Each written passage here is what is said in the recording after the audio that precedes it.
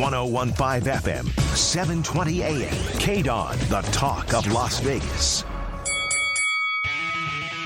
Ladies and gentlemen, welcome to the #1 professional wrestling radio show in Las Vegas. This is the Mark Hoke Show. The Mark Hoke Show. 1 full hour of wrestling news, entertainment, and lots of Sin City surprises from inside the squared circle. Now, let's bring on the tag team of Andrew Fish Fain, Joe DeFalco, and your host, Mark Hoke. Hey, what's going on? It's the Mark Hoke Show, everybody, here on KDWN 1015 FM.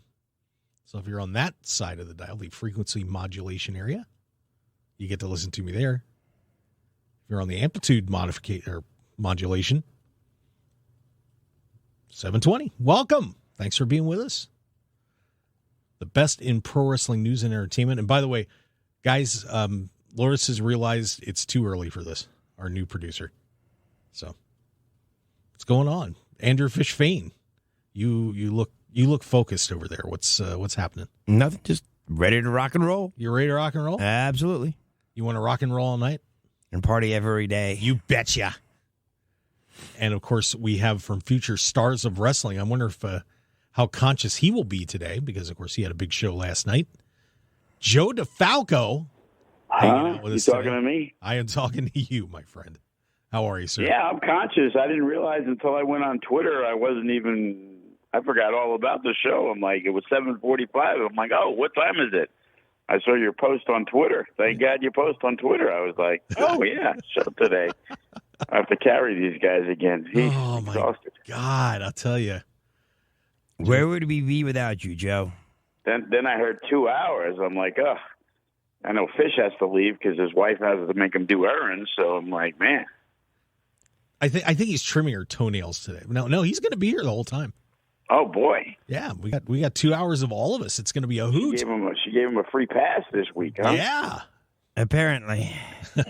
Oh my God. Well, we certainly had a lot going on in the world of professional wrestling, and we are going to hit as much of it as we can. Of course, we've got plenty of time to do it on the swearing-free edition of the Mark Hoke Show after last night. Finally, we can get in-depth talking about the NWA today. I'm excited.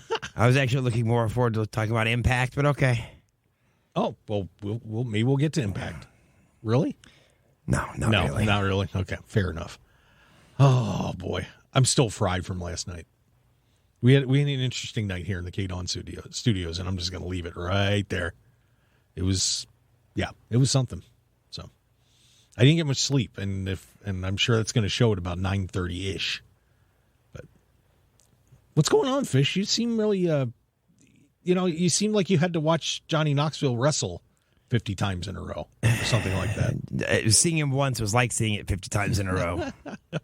So how depressing has it been for Fish when all the wrestling fans put over Johnny Knoxville's match as one of the best on WrestleMania? Yeah, you pretty much crystallized my thoughts exactly. That tells you exactly the state of the WWE right now.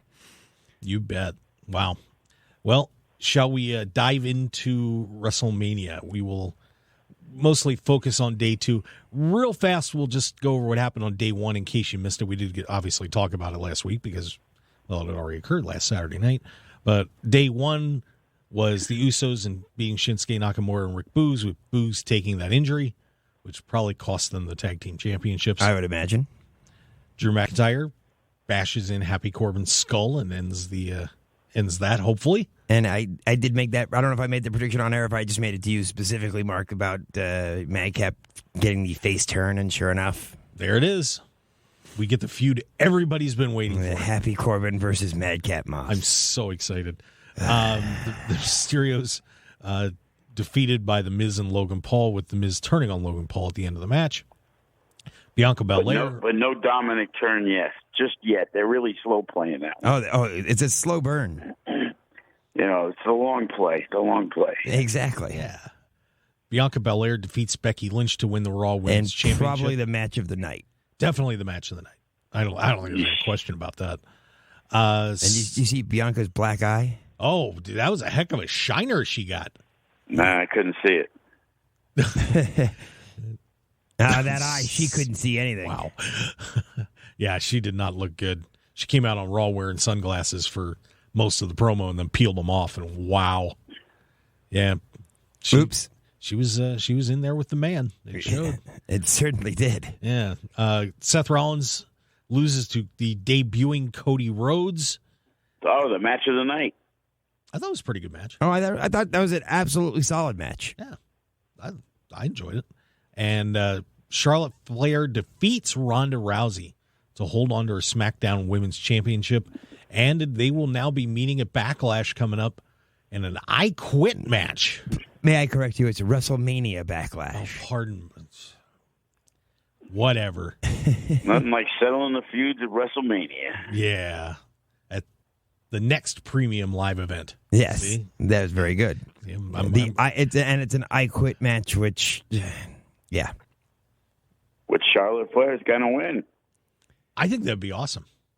We'll see where it I think goes. so. I think Rousey probably signed a short-term deal. So we'll hit that when we get into Monday Night Raw in a little bit. But now we get to break down night 2 of WrestleMania. Oh, we're supposed to remember that far back. I know we have to. At your age, I know it's tough, Joe. Come on, Joe. Just hang in there.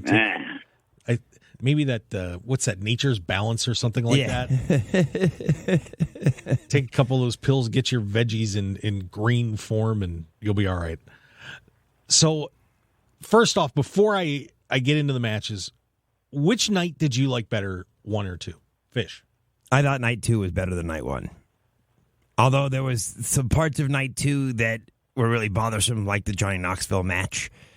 I thought overall I enjoyed night 2 more. Okay. Joe, which one did you like better? I really like night 1 the best in 2007. So. So we got another straight answer out of Joe DeFalco. There we go. All right. Well, and your opinion? I think if I had to watch one over, I would probably watch night 1. I was a little disappointed by night 2, and you're going to hear why. I think the celebrity appearances, Johnny Knoxville put it over the top. You got to go at WrestleMania 2, the greatest moment in history. Mark Henry and I believe Mae Young's kid made their debut with the hand slapping Johnny Knoxville. A big moment. He's all grown up. Yeah. That's a great point. The hand grew up. The hand is all grown up. Wow. Yes. Wow. That's actually very brilliant. Man, if somebody would have said that on air, that would have been hilarious. That would have been pretty good. That would have been the line of the night. You also skipped for night 1 the Kevin Owens Stone Cold Steve Austin. Sorry. Yeah, Kevin Owens Stone Cold match. Walk brawl. To be honest with you, the saddest part of all of WrestleMania was on night 2 was watching Vince McMahon trying to take a stunner. Let's fight. Yeah, which was a repeat of how he took it 25 years ago. So. Yeah, there's no difference whatsoever. No, but Pat McAfee taking the stunner was actually a great. That was the way to take a stunner. Pat McAfee. I disagree. Austin Theories was the way to take the stunner. I don't know. Byron Saxton takes a good stunner. And he's fun to like watch get Theory's stunned. Stunner. It reminded me of the old a tribute to The Rock back in the day when he took the stunner. Yeah, it was the double bounce off the rope. Yeah, it was caroming. He was caroming all over the place. All right, well but we did get to witness the worst moment I think in WrestleMania history with McAfee and McMahon. Oh, that was atrocious. It was not good. No. All right. Well, let's start from the top. Triple H comes out, says welcome to WrestleMania after everybody's going crazy for him. So Triple H gets another moment in the sun, and probably deserved. And puts his boots in the ring, which apparently is symbolic for he retiring. Wrestles, 6-7 times a year? Yeah, so Triple H, of course, retired with the cardiac issues, and he is gone. And, well, he has a defibrillator it implanted in his heart, so he's like, he doesn't want to see another wrestler get shocked because his defibrillator goes off while he's in the middle of a match. I think it'd be pretty. That's a great finisher. Yeah, called it the defibrillator. Yeah. Who would you like to see get defibrillated? That's hard to say. Too numerous. Any angle that you could bring somebody back from the dead, I think Vince McMahon would be all for. So. Undertaker comes out of retirement after Triple H starts yelling at him, defibrillates him. I can't even say that. All right. Is that even a word? Moving on. Raw Tag Team Championship kicks off the night. RK Bro, Randy Orton and Riddle taking on the Street Profits and Alpha Academy. And that may have been, to me, the spot of WrestleMania was the Riddle's RKO off the top rope. That was pretty good. The RK Bro finishes off with double RKOs, retains the championships, and Gable Steveson steps into the ring for the first time, sort of, kind of. The NCAA champion. And suplexes Chad Gable Stevenson. And that guy's going to irritate me very quickly. You think so? It's like they got to push him down. It was like, so we had this whole tag match just to set up a moment for that guy. Like, I don't know. I get it. He won the thing, but, he I don't know.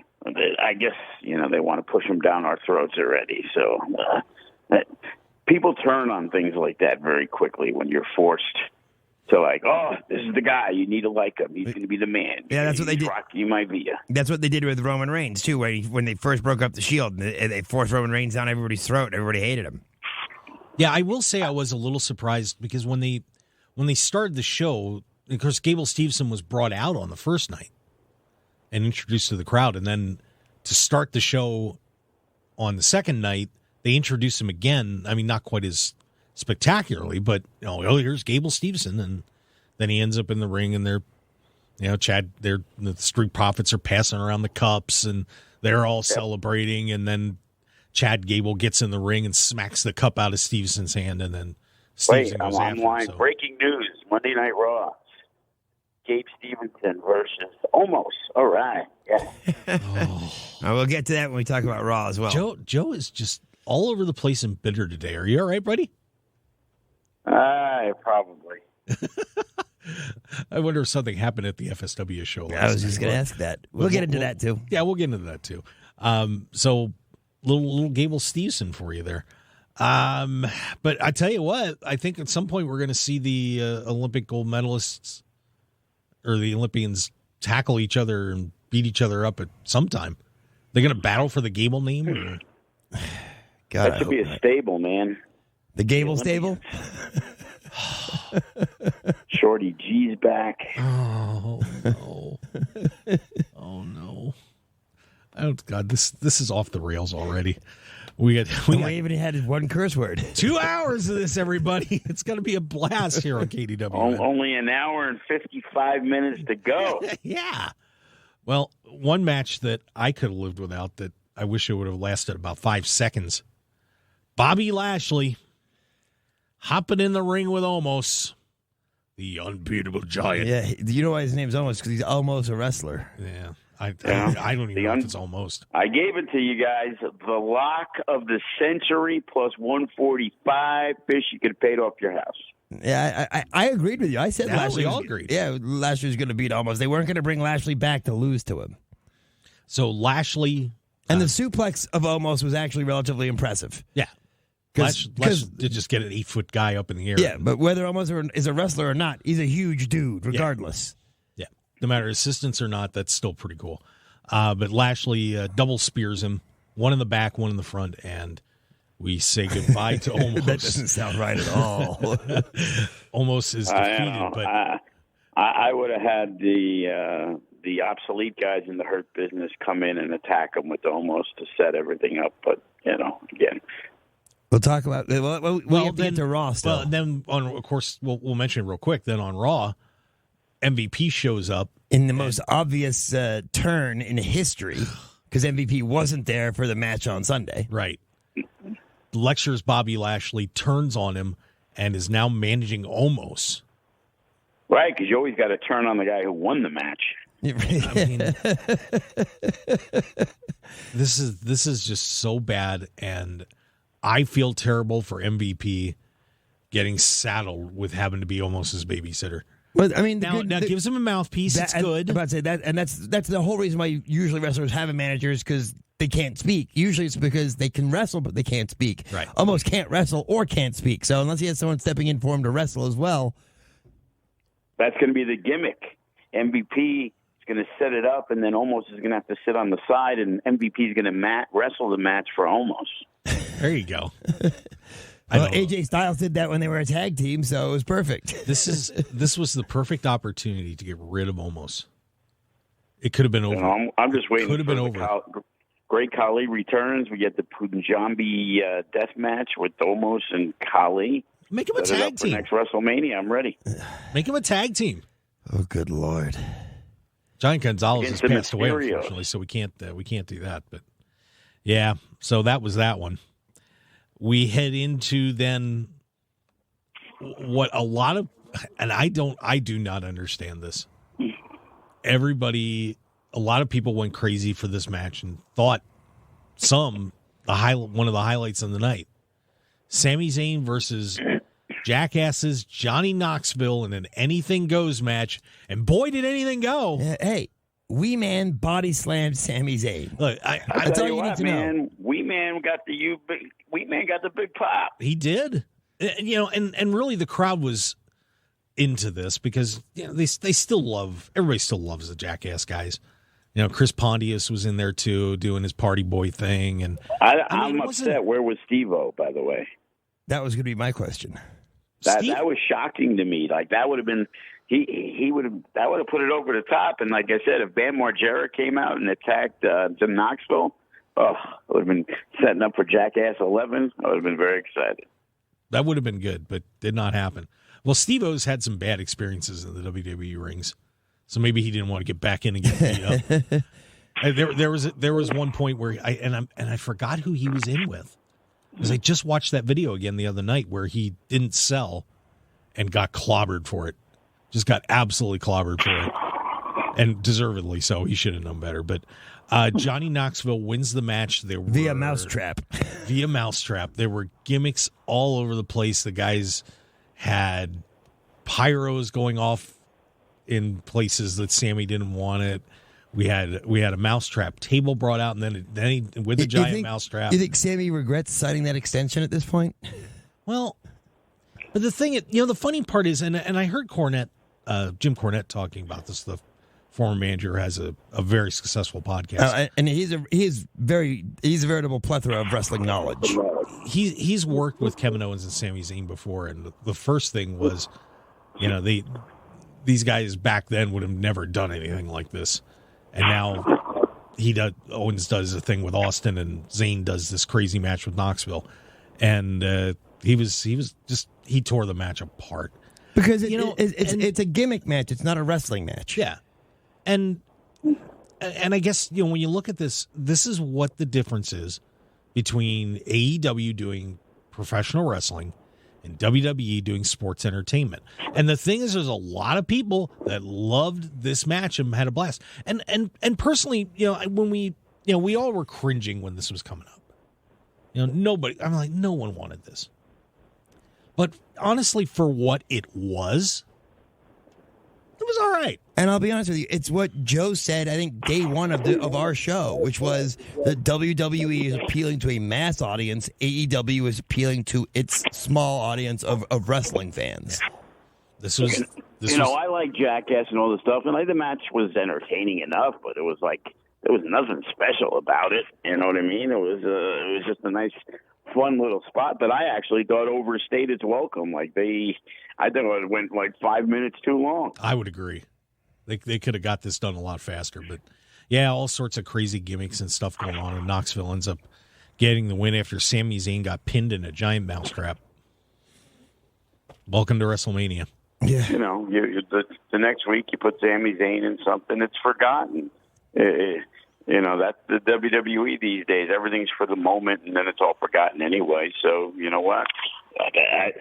I think they got exactly what they were hoping in that situation, and publicity. Now they move on. It's publicity. That's all it was.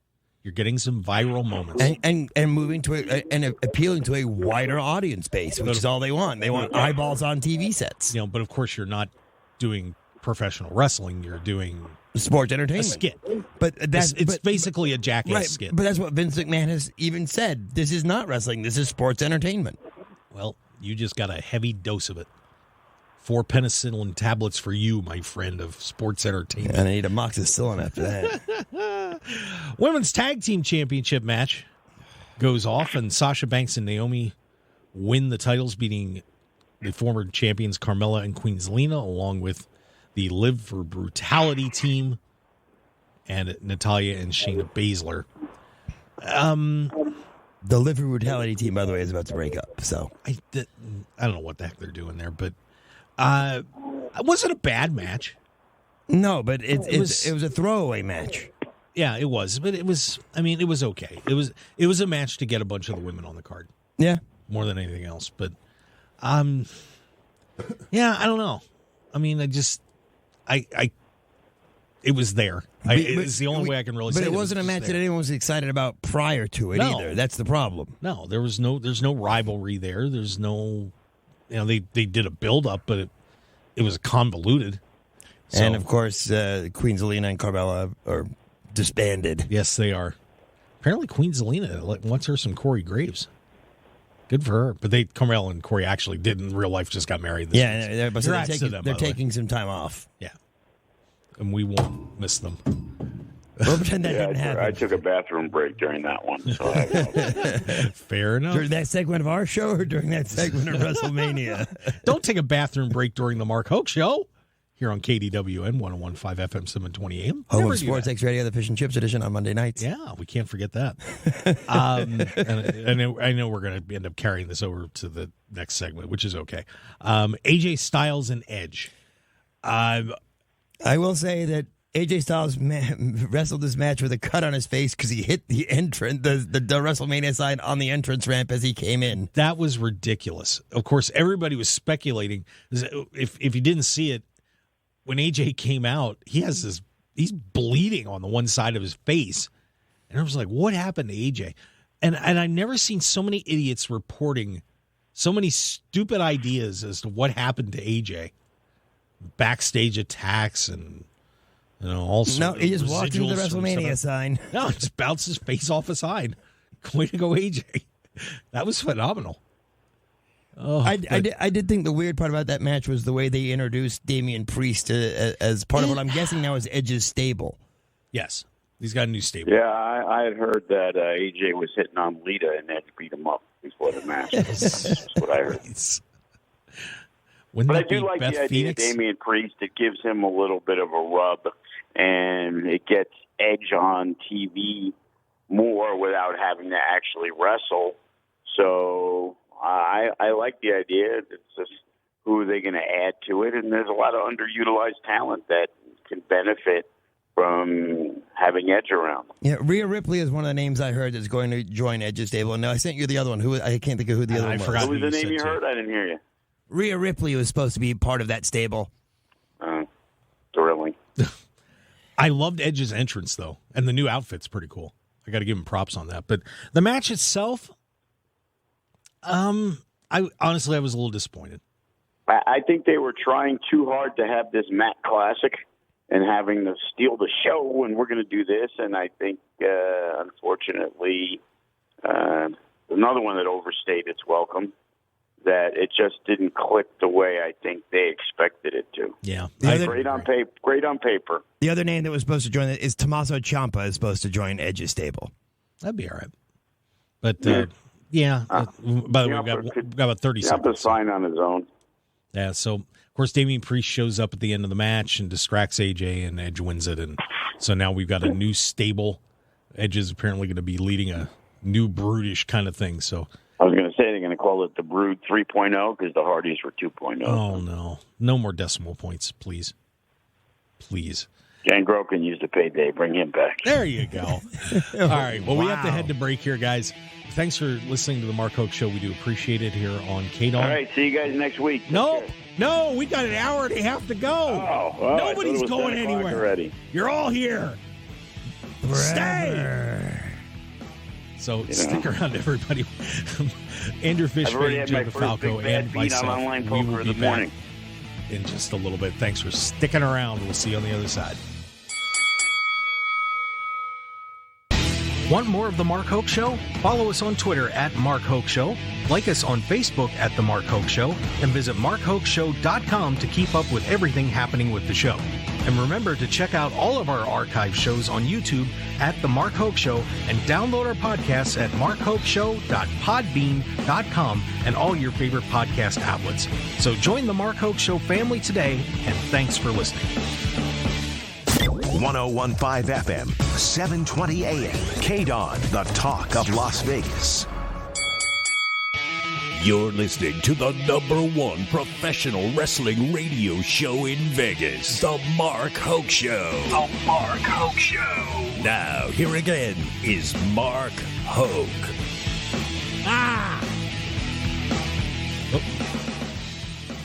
Yeah, how about that? It's amazing how that goes.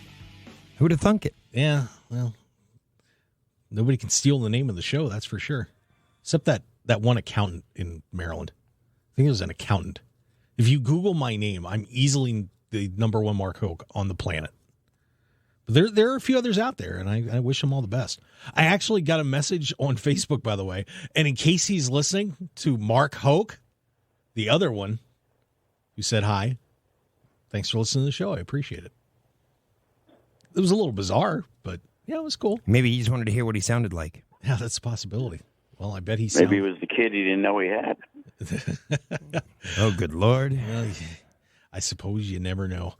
Anyway, best of pro wrestling news and entertainment here on KDON 1015 FM, 720 AM. Resetting the cast of crazies. Andrew Fishfane sitting over there. That's me. Of course, you will get to hear him tomorrow night on SportsX Radio on the same broadcast network at 8 post-meridian. So stop with that post-meridian, anti-meridian. Isn't that great, though? Come on. Did you know frequency modulation? And I told my boss that. My boss had never heard that term, what PM and AM was. That's amazing. Good Lord. You got any hot baseball picks for today, Fish? I do, but we'll get to those at the end of the show. All right, fair enough. Okay. Joe My favorite sport to bet is baseball. Mine too. Fish is a baseball man, that is for sure.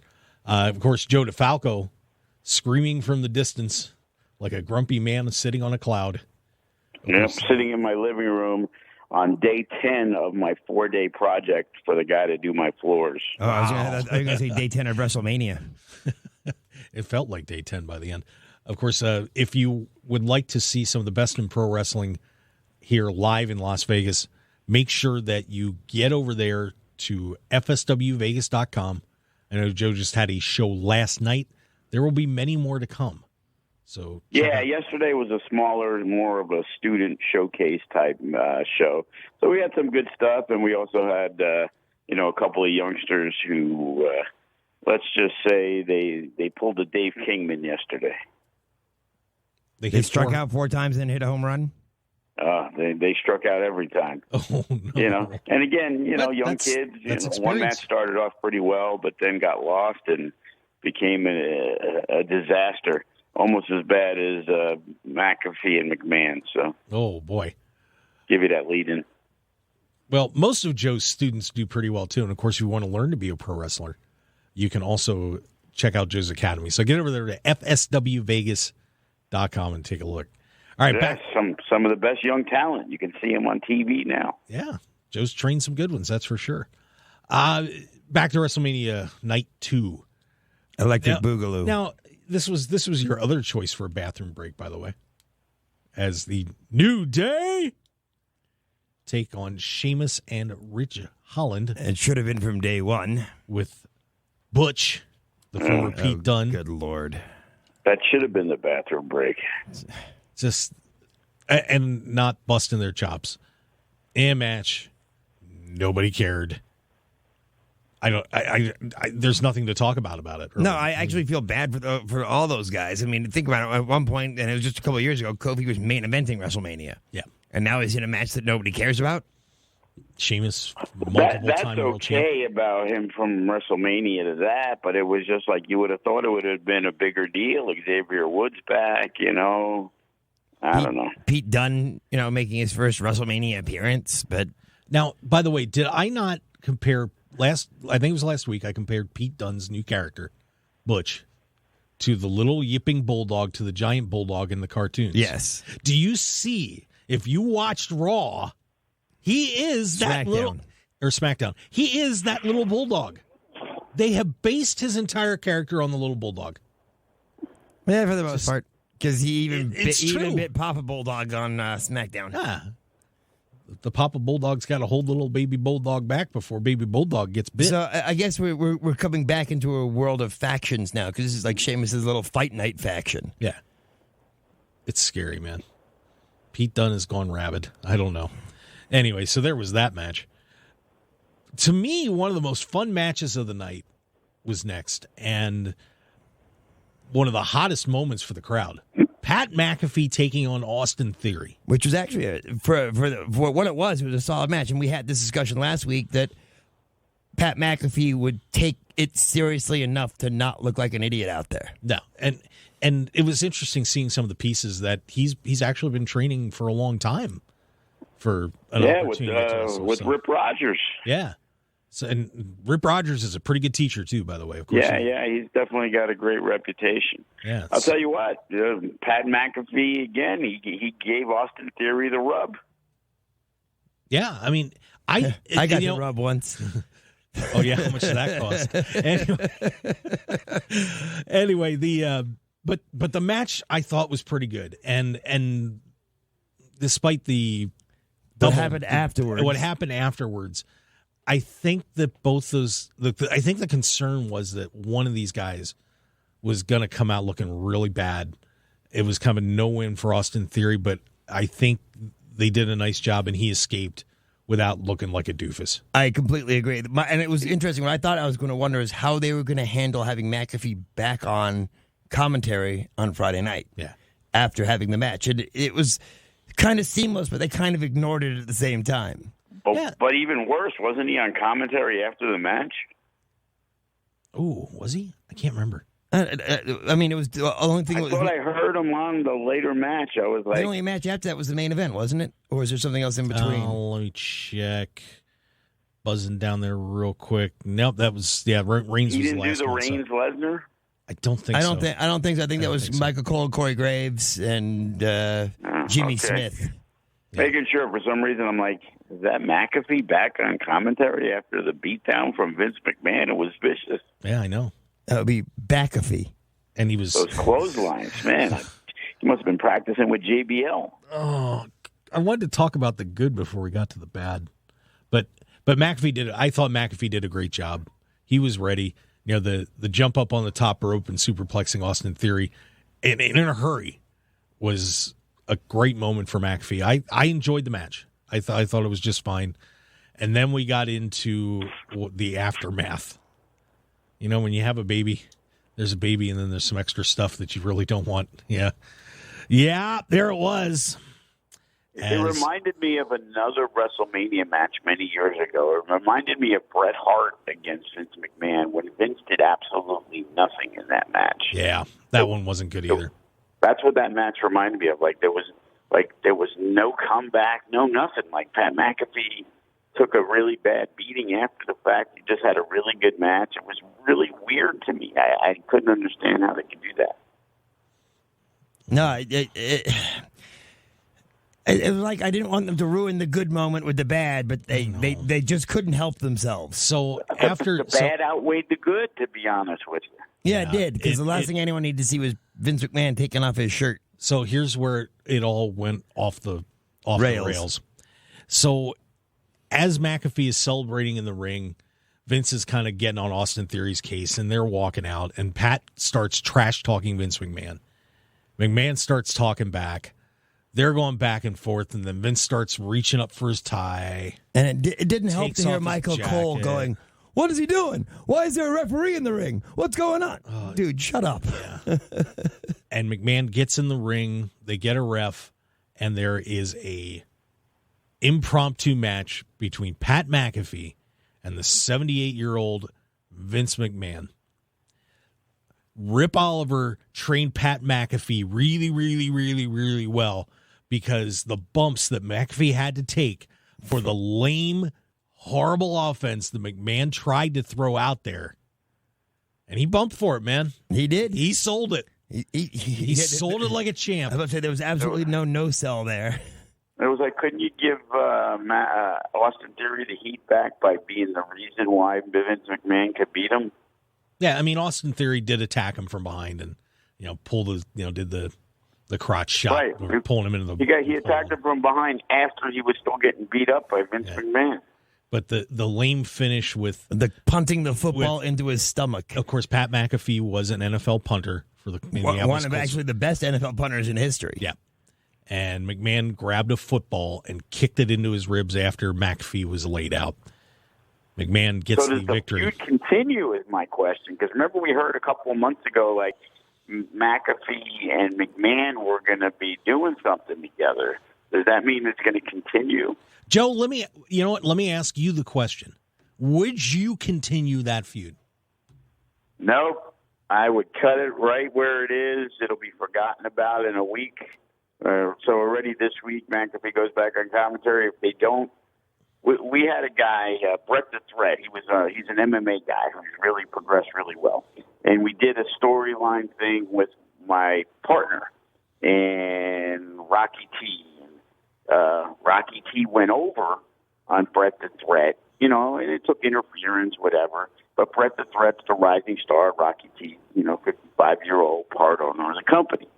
And it's like trying to explain to Bret the Threat, stop talking about Rocky T since you did lose to him. Let's forget about it and now move on because you have a bright future. And you can't forget about it if it's brought up. If Pat McAfee goes in commentary talking about Vince McMahon, then people are going to remember it. It's just like, move on. This guy's wrestled. He could be on the main roster, and nobody would be like, "Oh, I can't believe they gave that spot to him." Yeah, to McAfee's credit, excuse me, interrupting, but to McAfee's credit, on SmackDown he did not bring it up, and the only time it was brought up, all he said it was the moment of a lifetime.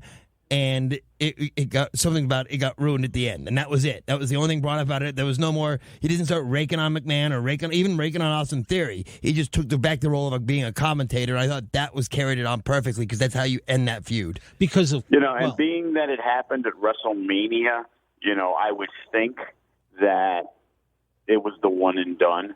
It's just you can only hope and pray. Well, because of course, the injustice to Pat McAfee would not stand. Oh, no. Now, if Shane McMahon comes back to get the honor of his father, that might be Steve Austin.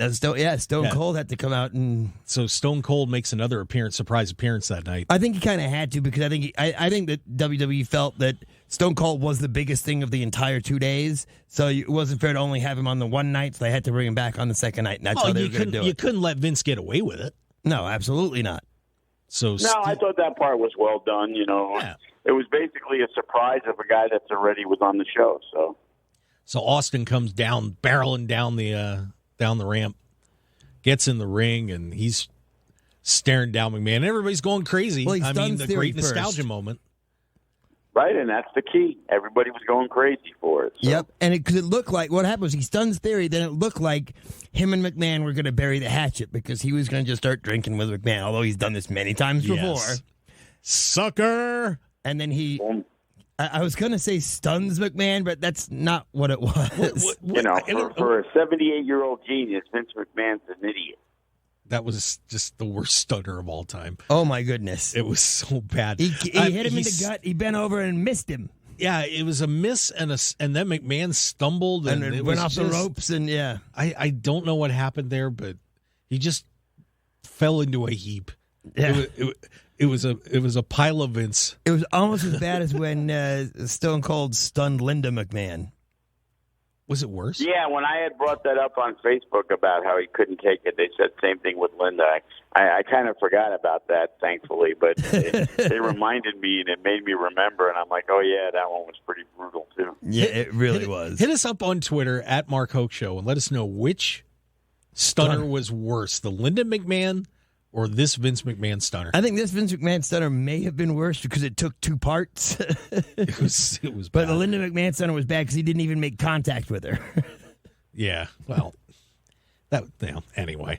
So then, of course, Pat McAfee gets in the ring, and he's Toasting beers. Well, and the cool part was Pat didn't know that was going to happen, apparently. No. Steve just told him to get in the ring, and they're drinking beer and having a great time. And McAfee's got this grin from ear to ear. And that's the other thing he said on Smackdown. It was a childhood dream. Yep. He was so thrilled, and then Austin stunned him. But the great part was McAfee. They show McAfee, who's just passed out, dead from the stunner, but somehow still smiling and pouring a beer into his throat that's just like gurgling out like a water fountain, like a fondue fountain kind of thing. It was hilarious. It was a stundew fountain. Yes, it was hilarious. So some good and some bad in that one, but overall it was a lot of fun, and happy for Pat McAfee, who might have been the most over person of the night. Yeah, and rightfully so. So and then after all the beer is cleaned up and we run a 19-year video piece, the greatest WrestleMania match of all time. Excuse me. Asterisk, asterisk, asterisk. It wasn't even close to any of the 4 Undertaker, Bret, Undertaker, Triple H, or Undertaker, Shawn Michaels matches. Roman Reigns versus Brock Lesnar in the title unification match. Reigns with the Bloodline Boys coming down with the Universal title, and Brock Lesnar doing his own introduction as he tries to defend the WWE Championship. And I really thought that Brock would put him over clean, and they just couldn't do it. Well, it was a weird finish. It was like, man, they're killing each other. He's got him almost passed out, and then he pops up and hits him with the spear, and the match was over. Like, what did I just watch? And I think there was an explanation for that, because people thought that Roman Reigns was legit hurt. I don't know if he was or not. So towards the end of the match, I mean, they're just killing each other in this match. Lesnar puts him in a Kimura lock, so it's basically an arm lock where Reigns' arm is tucked under and hyperextended backwards. If you're in a Kimura lock and somebody like Brock Lesnar is seriously putting that on you, that could wreck your arm, every bit of it. Reigns is trying to reach for the rope, and Heyman kind of pushed the rope a little bit towards him, just a hair, so Reigns could get on it. And then all of a sudden, after it was over, he gets out of it, Reigns spears him, and the match is over. There were photos that got put up after the match of Reigns' tricep looking swollen. Reigns' arm looked like someone had taken a sledgehammer to it about 18 times, because it was puffy and black and ugh. But he was still able to lift both belts without any issue. Yeah. So yeah, again, I don't know. It's wrestling. Everybody's always looking for that angle. Oh, this is what must have happened. Either way, it came up winner. It wasn't like Owen Hart and Steve Austin where the guy had his neck broke. Right. You know what I mean? It's like, he hurt his shoulder. That should be no reason for them to go 11 and a half minutes, and then out of nowhere, 3 seconds later, the match is over. Yeah, it was. For the build-up of that match, it was a horrible ending. Yeah, I have to say I was disappointed. Like I said, was it a bad match? No.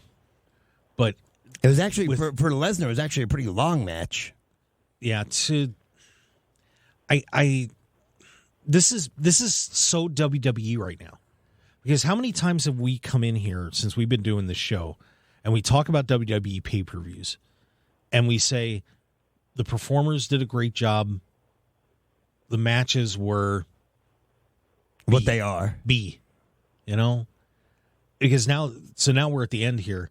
And how many of these matches, when you really think about it, are you going to remember from both days that you said, yeah, that's an Austin Hart. That's a right. Well, that's a Ramon Michaels. Rightly or wrongly, the match you're going to remember is Johnny Knoxville and Sami Zayn because of how ridiculous it was. Mm-hmm. I think the only match that I will remember for how great it was are going to be the 2 on day one. Maybe you're right. This is why day one is better, and that's the Cody Rhodes Seth Rollins match and the Bianca Bel-Air Becky Lynch match. Yeah, and I enjoyed the Pat McAfee match a lot, and I think the crowd helped that too. So I got a kick out of that one. I just was, and the tag match, but still you're going to forget that one. I think of the RK Bro. Yeah, but the spot of the RKO off the top rope was done perfectly. This is Riddle. This is typical WWE right now, going. But you're watching the same matches over and over, so there was nothing special. Might have been a great finish in the 4-way tag, but we've seen a million 4-way tags, and that's the difference of what WrestleMania has become. Right. All it is an extension of Raw and SmackDown, and there's nothing special about it. They've convinced the fans it is. That's why they had 78,000 people there both days. But Supposedly. As a pure wrestling fan, who they don't care about us because of our age or whatever, but there's nowhere near, like, to me, the best part of the weekend was the Hall of Fame stuff. Yeah. And it's funny because you say 78,000 fans, which is what the WWE is saying, but apparently only 65,000 tickets were made available. I heard less than that from on Wrestling Observer. They were still under 60 for both nights. But I'm saying 65,000 were made available. So if only 65,000 are made available, how are you getting 78,000 fans in there? Yeah. Because the 1,400 people that worked at staff get counted as people. Jerry Jones might have been there. His ego counts for 1,000 seats. There you go. See, there you go. That's it right there. Yeah, that might. Yeah, there might have been tickets available, but the luxury boxes were packed to the gills. Okay. If Jerry Jones That's was true, all that if matters. Jerry Jones was truly there, he'd ask to sign Vince McMahon to punt for the Cowboys. You know, Jerry Jones had at least 70 women in the luxury box. Good for him. So that was WrestleMania. I said just. And next year in Hollywood. I think we all got a road trip on that one. To be honest with you, I was waiting for them to announce The Rock and Roman Reigns for next year in Hollywood because I thought it was going to have a whole year build up, and they haven't done it yet. No. Nah, I think they need to wait to do that. They need to make The Rock make an appearance first and stuff. It's like there should be there's got to be a reason why we're going to see Rock and Reigns. And I agree, but if Brock Lesnar is taking some time off, which is what appears is going to happen, who can you possibly now put up against Roman Reigns that could even match close to what Brock Lesnar is? Well, it's scary, but they keep talking like Cody Rhodes is going to be the guy to beat Roman Reigns, and it's like, oh, please. I mean, because on SmackDown they had Shinsuke Nakamura show up. Yeah, so but that I don't know if that's fight's more. gonna happen. I don't know if that's more of a revenge for what happened to Rick Boogs, or if it was because they're trying to set up Shinsuke and Roman Reigns. Well, yeah, they need somebody to lose to Roman Reigns. I heard Drew McIntyre was next in line to get beat. So, You got a decent flow of challengers. And if Cody Rhodes does say beat Roman Reigns, is he winning the unified title, or is he just winning the WWE Championship or the Universal title? They still have not cleared that up. And I think maybe they want to do that so Rhodes can beat him, win the title, but they can still lay claim to Reigns being the longest reigning Universal title holder by holding onto the Universal belt. yeah, I'm waiting them to pull the Hogan Warrior thing when they win the two belts, because I remember reading a while back that in this day and age, they felt that they still needed the two different champions for the two different shows. Yeah, I saw that too. So that would mean, I don't think they would have single matches. I think they would, now they have interest in building a tournament for a new champion. You never know. Because that also leads to the new storyline that they brought up on SmackDown, which is the Usos now going to Raw to try to unify the tag team belts. So are they going to have the Usos have both sets of tag belts as well? I'll tell you what, I would way better like the idea of the champions drifting from show to show defending belts. I agree. I agree 100%. You have 35. If you have a night of champions, you have to have 4 pre-show matches just to get the champions on. It should be one world champion, one world tag team champion, An Intercontinental and a United US. States. And the Intercontinental title should be the main belt of one show, the U.S. title a main belt of another show, and then you're right, the other two should be unified. Yeah. Who's Same the thing. cruiserweight champion these days? Tajiri. Tajiri won the MLW title a while ago. Did he really? For the Yeah. cruiserweights. No, he did not beat. He did not beat Hammerstone. It was probably a secondary belt. Yeah, the junior heavyweight title. Oh, okay. Yeah, Yeah, cruiserweight it's like title, like they don't need one women's tag team title championship, but they got 2. Yeah, I don't know what to say about that. But I guess we will get to say something about that in our bonus hour. Bonus! Wow! How about that? So if our buddy Chris Wynn's out there, listen, buddy, you get an extra. I think he's actually going to bed. He's been up from last night, he said. Yeah. Who keeps not showing up to give us the extra time, by the way? It's a long story. I'll explain later. Okay. Anyway, hey, How is that guy not fired? stick around. We're going to have more of the Mark Hoke Show. We're going to break down SmackDown, Raw, some great stuff from AEW this week, and some not-so-sunny days, as much as we hate to say it. So stick around. We will be right back. Follow us on Twitter at Mark Hoke Show, Facebook, The Mark Hoke Show, MarkHokeShow.com, and those podcasts on MarkHokeShow.podbean.com and all your favorite outlets. So stick around, everybody. More to come after the news.